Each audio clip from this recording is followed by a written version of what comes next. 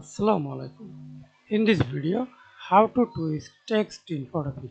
Let's get started. Select first of all type text. I already typing to this text.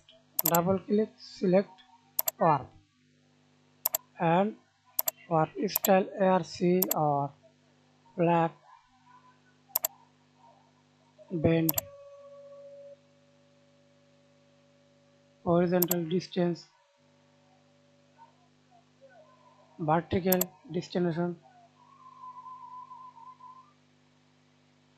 or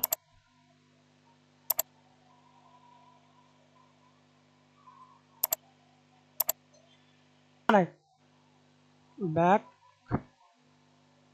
right click rasterize OTT tab transform warp.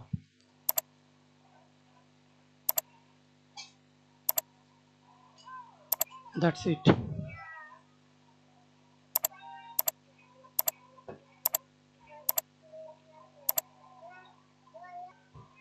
Thanks for watching video. Please subscribe to my channel, like, comment, share.